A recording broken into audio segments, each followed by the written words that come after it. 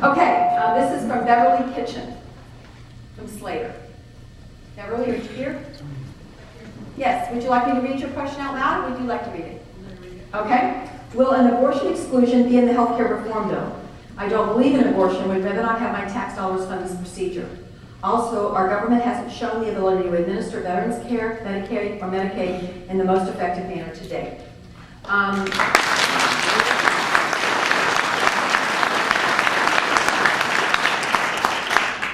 There is absolutely not one word of this bill that would allow one dime of federal money to be spent on abortions. There is a law. No, wrong. Doesn't disallow it. The law right now in the federal government, by the Hyde Amendment, which is black letter federal law, says that no federal money can be spent for abortions. That's the current law.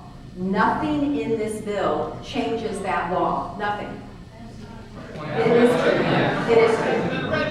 And, well, I'm talking about all of the bills that are under consideration, and no one is talking about, no one supports it, no one's even advancing the idea in the Senate that I'm aware of that the Hyde Amendment be rejected. The Hyde Amendment is the law. It is the law right now. And no one is proposing that I'm aware of changing it. I've never had anyone talk to me. I've never seen it written anywhere. So I will tell you that I know that there is not and would not be the support to reverse the Hyde law in this health care bill. That's just misinformation that's out there. The bill I have read is the Senate bill, just so everyone understands what's out there right now. There are 3 bills that have come out of committee in the House. There is 1 bill that has come out of committee in the Senate. The House has not voted on the bill, nor has the Senate. There will be another bill come out of the Finance Committee in the Senate.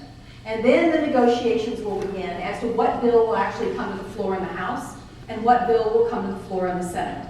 I have read the Senate bill that has come out of the Health Committee. And if you want to read it, it's on help.senate.gov.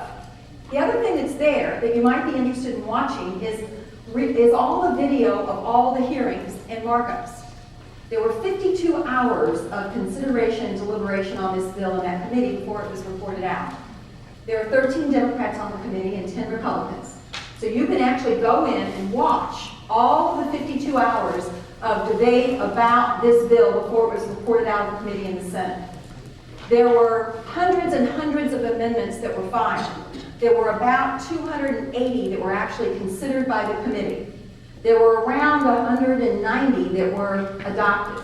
Of those, about 160 of the amendments that were adopted on the only bill that's come out of committee in the Senate were offered by Republican members.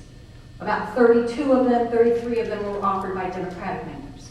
So the bill underwent a great deal of transition in committee by virtue of Republican amendments.